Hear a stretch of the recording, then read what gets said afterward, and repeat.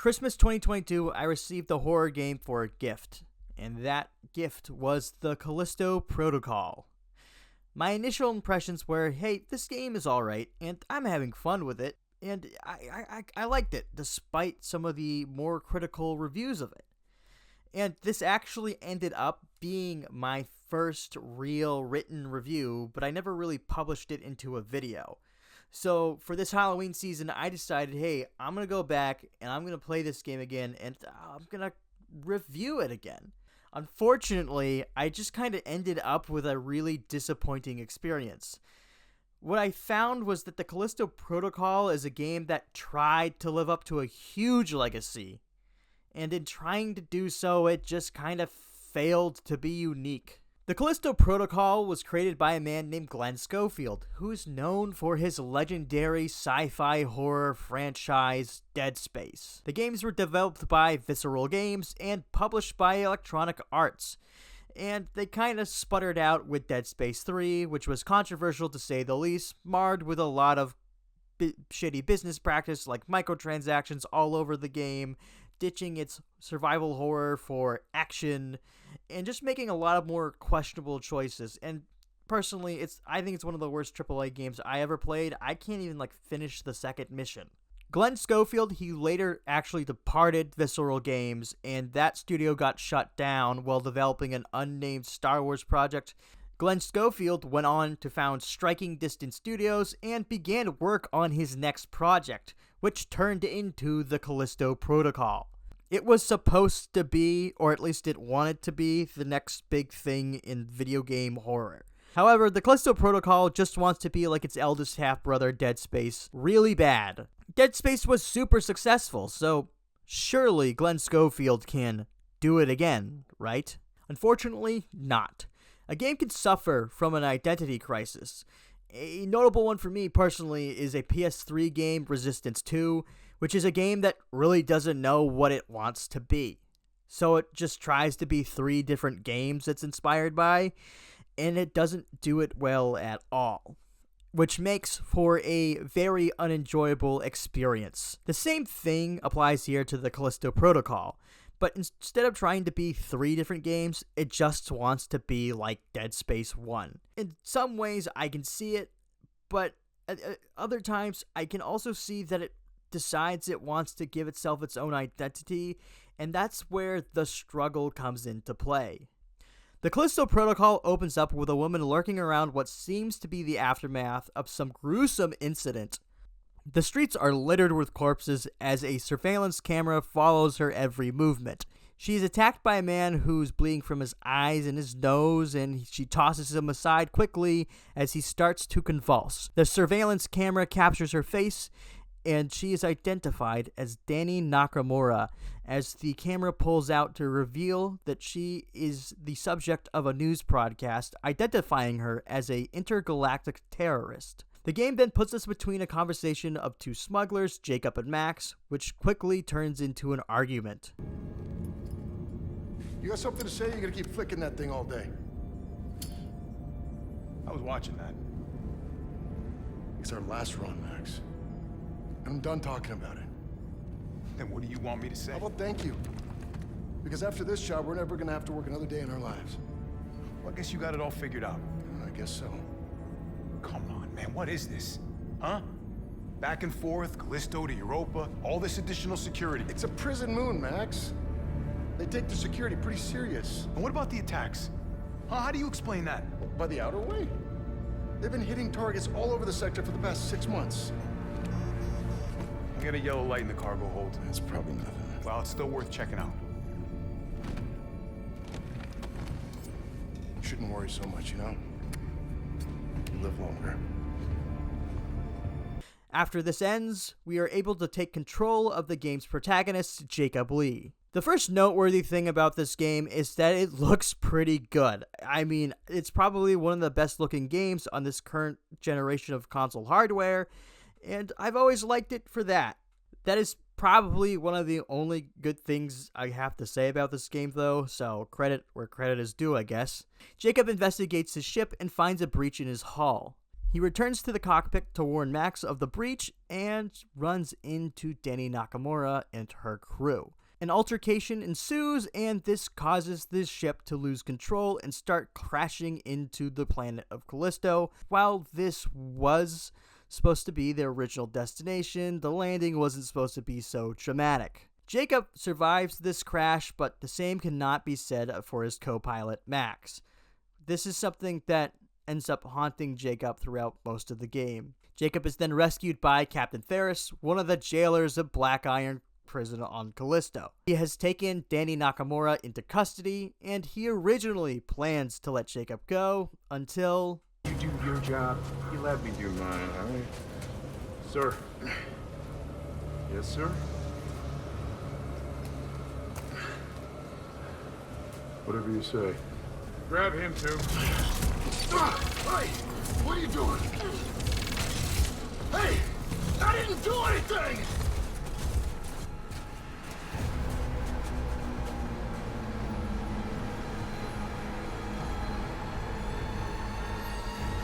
Jacob is immediately processed into Black Iron Prison and has a device known as a core brutally installed into his neck. Mechanically, the core just tracks Jacob's overall health, just like how Isaac Clarke's vitals were monitored by the spine piece on his engineer suit in Dead Space. So, we're already seeing the Dead Space inspirations this early into the game.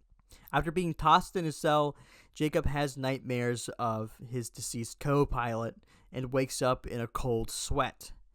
Alarms are blaring, there's a hologram trying to just tell him to stay put, but this is now an opportunity to escape because a prison riot has broken out in Black Iron.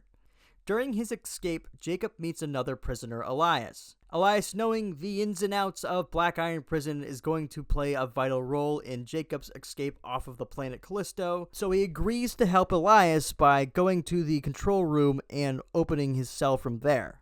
When Jacob gets to the cell block controls, the game then introduces us to the standout main mechanic of the Callisto Protocol, which is its melee combat, which will separate it from its role model brother Dead Space. Melee combat works as such: holding the directional stick left to avoid the first attack, and then immediately moving it to the right to avoid the follow-up attack, and then attacking back with your own combo to defeat the enemy. After finishing the melee tutorial, one of the prisoners mutates into some humanoid monster that looks like a distant relative of the Dead Space necromorphs. After defeating this creature, Jacob frees Elias. However, they are unable to reunite due to some security system issues, and they must now go their separate ways. Jacob delves deeper into Black Iron and encounters a few more mutants, and eventually replaces his crowbar weapon with a stun baton that will serve as the only melee weapon for the whole game. After regrouping with Elias, Jacob is given a pistol for range usage, and there are other weapons that you'll unlock throughout the games, like shotguns, shotgun pistols, a heavier pistol, and an assault rifle from what I got, and they can be useful for sure, but the gunplay is so subpar that it's just not really worth going into depth about. So if you're looking for a horror game that has good gunplay, it's not here. Shortly after getting the pistol, you also get the GRP, or the grip, which Jacob can use to grab objects and enemies from afar. You can toss enemies into death traps, you can throw explosive canisters into them, but that's pretty much the limitations of the GRP, other than grabbing a few bonus resources that you can't usually get. This is what still baffles me a little bit about Callisto Protocol. If it wanted to copy the stasis mechanic from Dead Space, I don't think that would have been a bad idea, since we were already going, look, it's Dead Space. It's Dead Space, guys. It's just Dead Space with a new name. But instead, this one's just less useful, because in Dead Space, Isaac could use the stasis mechanic to not only fight enemies, but also to solve puzzles. This is where the identity issues start. Suddenly, the Callisto Protocol goes, I don't want to be like my big brother anymore. I'm going to focus on action, which is completely fine. And if they don't want to do puzzles, sure, they don't have to do puzzles. But what it could have substituted for puzzles, like maybe, for example, some more immersive, in-depth combat. Instead, it decides to exchange this stuff for like crawling through ventilation shafts, avoiding the occasional death trap, which is usually just Jacob falling somewhere and you just move the stick left and right so he doesn't hit obstacles, and like ripping batteries out of control panels and putting them in a different control panel. And then there's the occasional stealth sections where you avoid killer robots or the mutants that can only hear Jacob because they're blind. It's just not really fun, and it doesn't really add anything to the game in terms of like replayability. Like, why would I like this? This is not fun. This is boring. And if we're gonna like try to copy Dead Space, we could at least copy the more interesting level design, but it just doesn't seem to be present here. And this is kind of another problem I had with the game, which is that it seems that it had a rush development, and later, after the release, it was confirmed it did have a rush development. And now that I've had time to think about it, the signs show a lot earlier than I remembered. The game starts to introduce more variations of the mutants, some of which the game, like, I feel like hardly uses at all, like the Big Bruiser shows up maybe the least in most fights. And meanwhile, the game will just love to throw a certain type at you all the time. The most common one being the tentacle mutant that directly copies Dead Space's cut off the limbs moment, where Isaac Clarke encounters a harrowing message scrawled in blood on a wall in front of him, referring to the necromorphs before he fights his first one. Jacob wanders into a room and finds a similar message scrawled in blood that says, "Shoot the tentacles," in the same fashion. Something about this just kind of felt lazy to me, because the game had already decided that it wanted to go its own way, but then it turned around and went, "You still remember my brother's Dead Space, right? Don't you forget." Anyways, the tentacle mutant just makes it so you have to watch out during combat, that even if you heavily damage a mutant, if the tentacles sprout out, they have a chance to evolve into a tougher version of itself, and you're going to have to kind of micromanage that. It gets annoying after a while, and I did not like this mechanic. The game's story also seems to lose interest. It feels like it's hiding all the big twists until the last minute, because for one reason or another, it just wants to be like, ooh, shocker. So the biggest plot twist of the game for a while is that Elias explains that, hey, we need a hacker to get off of Callisto and get out of Black Iron, and we don't have that. But there is someone in the maximum security part of Black Iron, so we should go get them. And after fighting to maximum security, the twist is that person is Danny Nakamura, and it sets a whole different wave of events into motion, and that's pretty much all you have to ride on for a while. The only other twist I can recall other than that is that early in the game, Captain Ferris is tackled off of the watchtower in the middle of Black Iron, and you think he's dead, but he comes back and he's all mutated, and he jettisons you and Elias out into the cold, frigid wasteland of Callisto. But other than that, not a whole lot of really interesting narrative choices. A lot of predictable ones, like in an audio log, it reveals the warden of Black Iron planned for all this to happen. And they revealed that by like hour 2. So I don't know if they had problems pacing their story or they didn't know when to reveal things, but it's just a really messy narrative here, and makes it really, really hard to engage with. Then comes a whole lot of recycled moments. This is when the rush development really, really starts to show. A lot of these come in the form of Jacob is working with Person X and then gets separated from Person X. Usually the game makes Jacob fall into something or fall off something, and now he needs to get back to Person X. The game also then makes you fight the same boss 4 times. 4 times they make you fight this one boss that's maybe cool to fight once. Maybe it would be cool if these fights were like, I don't know, spread out, but they're not. They kind of happen within a couple hours of each other. The boss in question is a boss called Two Head. It's one of the mutant creatures. He's slightly bigger. He's really hard to melee, so you kind of just end up running away, shooting him, and then hitting his weak point when it's exposed. And the first time, it's fun. Second time, it literally happens maybe like 40 minutes later. And then they do it again, and they do it again, and you're like, oh my god, I don't want to see this boss fight anymore. I just did this. 4 times you fight Two Head.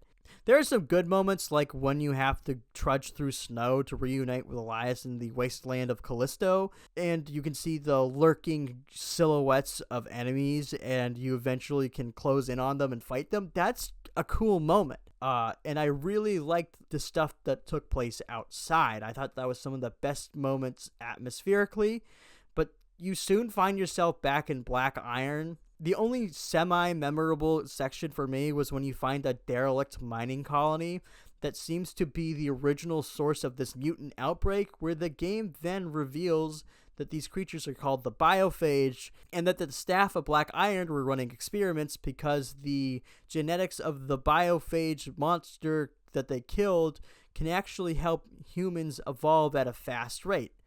Does this kind of sound familiar to you? Because it should if you played Dead Space. Because this is nearly the same story, just repackaged and changed slightly from the same narrative twists that Dead Space 1 had. The biophage monster could be easily replaced by the marker, and the necromorphs could easily be the biophage. It's the same idea. Once the game finally draws to its conclusion, Jacob fights a mutated version of Captain Ferris, who throughout the whole game has gotten in our way. It's a 2-stage fight. The first stage is a repeat of a Captain Ferris boss fight that happens earlier in the game, and the second stage is a fight exclusive to this level. It kind of plays like a classic Resident Evil boss fight where you frantically look for ammo so you can shoot the giant weak point. But for me, it just kind of lacked any of the flavor or intensity. It just was tedious. The main story ends on a cliffhanger. Jacob lets Danny escape after realizing that she was in fact framed to be a terrorist, and she never was responsible for what happened on Europa, and in fact that is the fault of both Black Iron prison staff and actually Jacob, as he was the one running deliveries between Callisto and Europa that had the biophage strain on it, disguised as medicine, which then set off the chain of events that led to the main story. Sounds interesting, but I'm spoiling it because it certainly isn't. Since Jacob stays behind, he fends off a massive horde of biophage and then is contacted by Dr. Mailer, the lead scientist of Black Iron Prison, who claims to have found a new way out. This character does appear throughout the game. She has a somewhat of a big role, but ultimately forgettable because I forgot about her until replaying this game. Thus begins the Final Transmission DLC. A lot of shady business practices went on with the Callisto protocol. Believe me. First off, they sold extra death animations under the season pass. Who is buying a season pass for that? Who intends to die a lot in a video game? Is this just for people who are like not good at video games? Is this for people who don't know that easy mode exists? Why is this a feature? But you know what's still kind of crappy? Locking the real ending of the game behind it.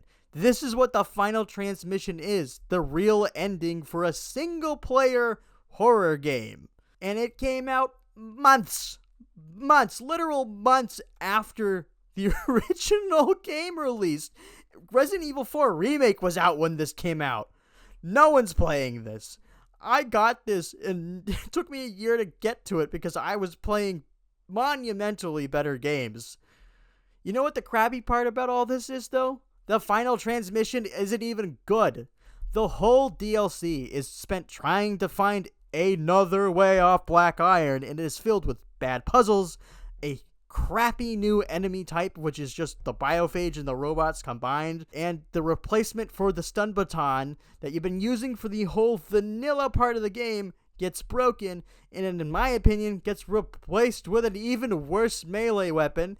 And not to mention the boss, the final boss of the DLC, and therefore the whole game now, is just another two-head boss fight. Don't tell me, oh, it's different. It's got one new attack. It teleports a little bit, I guess, and it has a health bar. There was genuinely nothing fun to me about playing the Final Transmission DLC. In fact, it was a chore to get through. There are some sections where Jacob has some visual and auditory hallucinations, kind of similar to Dead Space, but not as cool. The twist here is that the end of the DLC reveals that Jacob was actually brutally ripped apart by the biophage horde. He did not survive, and he was being kept on life support by Dr. Mailer, so this whole thing took place inside of his dying mind, and it's like 2 or 3 hours of gameplay. And the game goes, oh, hey, it was all in the head. Ooh, like it thought it was an original thought. It's frustrating, because I like good stories, and the Callisto Protocol just decides that whatever it had going for it, never mind. This game could have been the rising superstar of franchise horror games. I truly do wish Striking Distance Studios the best on whatever project comes next, but I do not see a sequel to this game being a good idea, because I would not buy it. My final rating for this game is a 5 out of 10. If you want to check this game out for yourself, it's on Xbox Game Pass. I would play it that way if you really, really need to play this for yourself. Glenn Schofield left this company, by the way, shortly after this game flopped. So that should also say something to you. If you liked this video and you liked what I had to say, please subscribe. I do reviews. I like to look at games old and new. I'm thinking about doing some more retrospectives and maybe some longer videos for games that are longer, but I don't really want to do those hour-long essays. So if you come here looking for those aren't here. But thanks for watching. See you next video.